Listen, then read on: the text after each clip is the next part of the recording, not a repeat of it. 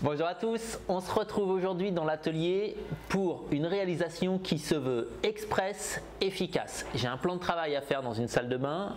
Le plan de travail, il aura une forme comme ça, étagée, la vasque posée ici, un espace un peu plus bas. J'aime bien les choses un peu massives, j'ai envie que ça ait un bon aspect. Donc globalement, au niveau de l'épaisseur, je veux qu'on voit 4 cm sur la tranche. Sauf que je vais travailler avec des bois de cette épaisseur-là, donc vous imaginez tout de suite que je vais devoir faire un retour, des petites complications, mais toujours dans ce souci d'efficacité, ce qui va nous faire des méthodes un peu différentes de d'habitude. Allez, bon film!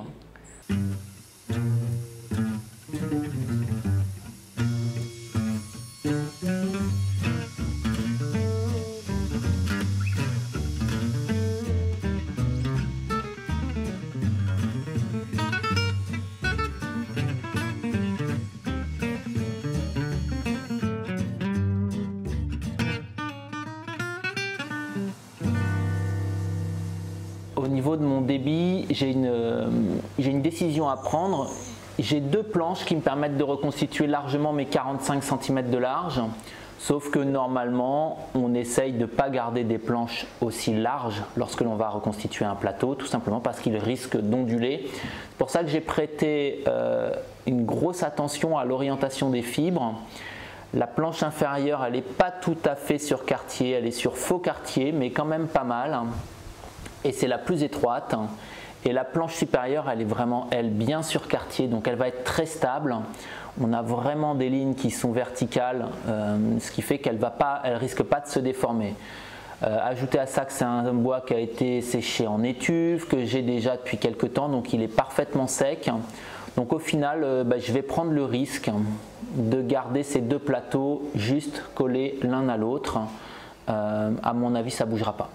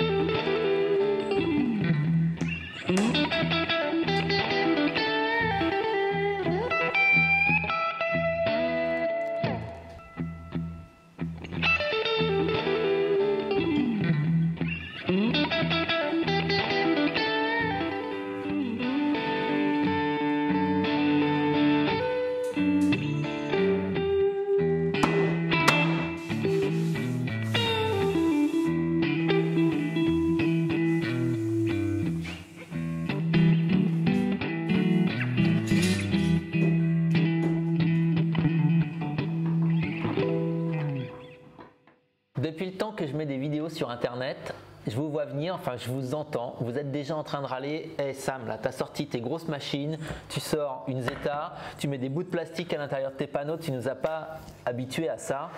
Bah ouais, je vous ai pas habitué à ça, mais là aujourd'hui, j'ai une démarche avec une nécessité d'efficacité. Certes, c'est un projet pour moi, c'est pour la salle de bain à l'étage, vous verrez bientôt les résultats, mais voilà, j'ai une journée pour faire ce projet. La Clamex, elle me permet de manipuler les panneaux dès qu'ils sont secs. J'ai pris de la colle rapide, j'ai à peine besoin de mettre des serre-joints. Ici, j'ai envie de dire, j'ai une démarche qui est la démarche d'un menuisier professionnel qui va rentabiliser l'achat d'une machine comme ça avec le gain de temps, tout simplement. Donc, je me fais plaisir, le maximum du temps, le plus souvent possible. Mais là, j'avais un certain besoin d'efficacité, tout simplement. Et c'est pas fini.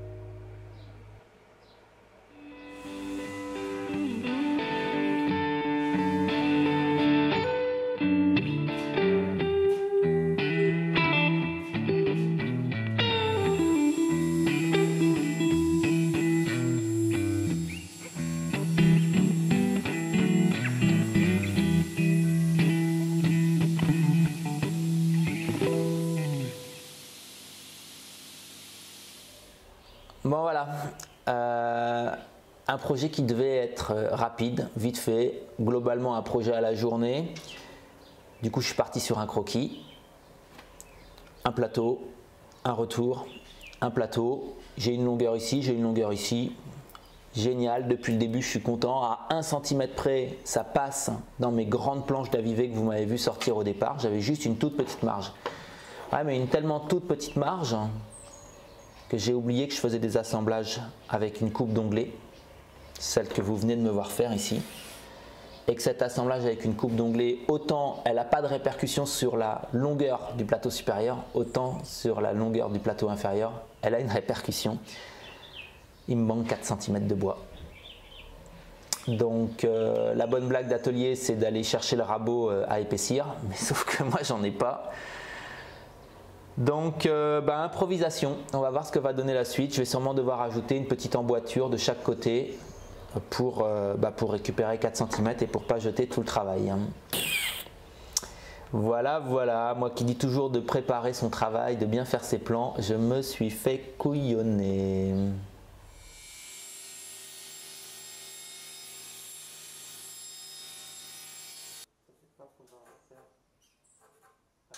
En façade ça doit être comme ça, mais derrière ça doit être comme ça. là qui n'existera pas. Bon, puisqu'une bêtise n'arrive jamais seule, voilà, je me retrouve avec une partie centrale qui est visible des deux côtés. Donc je me suis dit, plutôt que de faire un assemblage complexe, je la fais massive de 40 mm. Et puis j'ai mes deux plateaux qui sont faussement massifs avec ce retour en L. J'avais bien anticipé que ça allait légèrement compliquer l'assemblage de ces parties entre elles. Mais ici, sur le dessus, j'avais cette partie-là à retirer qui était facilement retirable à la scie, j'avais vu ça, du coup je ne m'étais même pas intéressé à la partie du bas, sauf que la partie du bas, donc c'est ici, il faut imaginer, il faut la retourner, et donc je vais juste avoir une entaille ici, en V, à retirer. Je pourrais le faire en partie à la scie, finir au ciseau à bois, mais je ne vais pas pouvoir du tout utiliser d'assemblage type Clamex ou autre que j'avais décidé d'utiliser. Enfin voilà, je me retrouve avec quelque chose qui va être un peu branlant alors que je veux que ce soit solide. Je vais donc changer mon fusil d'épaule et rajouter ici une surépaisseur qui, dans cette partie-là, aux extrémités de mes deux plateaux, va reconstituer une partie massive. Alors, la simplicité, ça serait de prendre ça, les chutes de ce que j'ai fait tout à l'heure, et puis de venir les coller ici. Sauf que ça ne respecterait pas la nature du bois et les mouvements. J'ai ici un bois qui est dans le sens longitudinal, donc pour ainsi dire, aucun mouvement en fonction des variations d'hygrométrie. Et ici, j'ai un bois qui est dans la largeur, soit tangentiel, soit radial. Plutôt radial étant donné que j'ai un bois de quartier. Donc un bois relativement stable, mais qui va quand même bouger. Il va quand même bouger, donc si je viens ici et que je colle un morceau, c'est pas possible. Donc ce que je vais faire, c'est vite fait, je vais réassembler 2-3 petits bouts de planche, 2-3 petites chutes et je vais me faire des chutes de panneaux que je vais couper à 45 degrés, que je vais venir placer ici, mais en respectant l'orientation des fibres.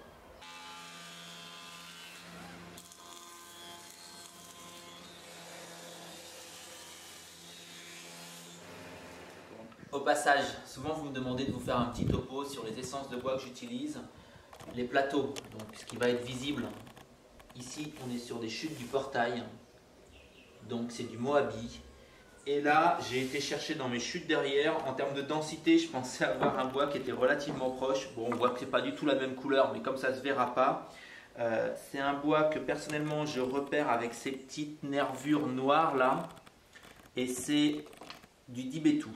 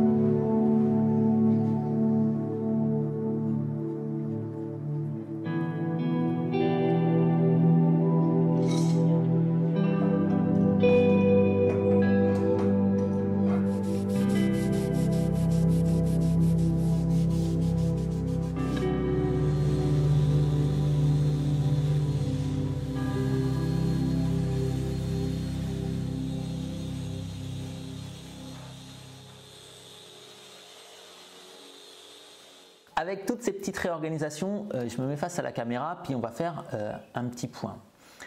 Première boulette, je coupe trop court. Deuxième boulette, je me réorganise pour mon assemblage à coupe d'onglet.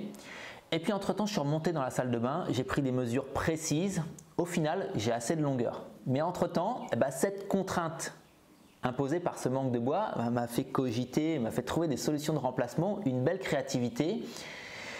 Je vais raccourcir mon plateau et je vais vous proposer cette solution. Aux deux extrémités, ce que je pensais, c'est ne pas avoir assez de longueur au total, entre une extrémité à l'autre. Au final, j'ai 9 mm de marge, je pourrais m'en sortir. Mais j'ai pensé à une chose. Dans la précédente vidéo, je vous ai présenté la réalisation du plancher pont de bateau avec ce joint noir ici, et c'est le même bois. Du coup, je me dis que j'aurais pu utiliser et faire un rappel de ce joint noir. Et c'est ce que je vais faire ici, aux deux extrémités. Je vais je vais découper dans cet assaut ici une grosse cornière comme ceci. Cette grosse cornière, elle va me permettre de venir poser mon plateau dessus. Donc mon plateau viendra comme ceci et va me laisser un espace à cet endroit-là qui va me permettre à la fois de venir poser mon plateau très facilement. J'aurai placé mes deux cornières aux deux extrémités, mon plateau en forme de zigzag qui va être un petit peu embêtant à manipuler, qui va être embêtant à recouper. Je vais pouvoir le couper à l'avance à 1 mm près. Je vais venir le poser et j'aurai de la marge. Il pourra légèrement bouger dans ce sens-là ou dans ce sens-là. Que j'ai 4 mm ici ou 6 mm de joint noir, peu importe, ça va faire mon rappel. Donc je vais avoir cette baguette ici. Bon, vous comprendrez bien que si mon joint noir, je veux qu'il vienne sur le dessus et revienne devant, en fait, il faudra que je prolonge très légèrement ma baguette. Elle sera en fait de cette forme-là à l'extrémité. Bon, ça, c'est un petit détail. Mais vous voyez comment, j'ai beaucoup de chance, je le sais. Finalement, j'avais plusieurs solutions. Et deux, cette contrainte, cette petite erreur, on réfléchit, on remet en place et on a plus de créativité. Et au final, je vais avoir quelque chose qui va être un petit peu plus embêtant au niveau de la finition parce que je vais devoir faire la finition sur place, mais va me faire un petit rappel de ce plancher pont de bateau et sera bien plus esthétique.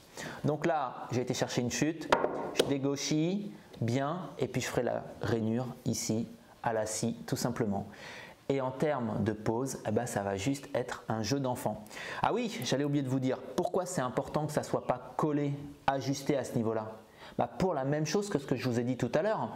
Quand j'ai rajouté mes cales, là, en Dibetou, je suis obligé de le laisser en travers fil. Mais là, cette baguette, il n'est pas question de la faire en travers fil, elle ne serait pas solide. Je dois la faire dans le sens du fil. Je ne peux pas donc solidariser mon plateau qui a le fil dans ce sens-là avec ma cornière qui a le fil dans ce sens-là. Les deux ne vont pas jouer de la même manière. On est en plus dans une salle d'eau, il va y avoir de l'humidité. À La Réunion, les variations d'hygrométrie sont importantes. Donc c'était important de permettre ce mouvement ici.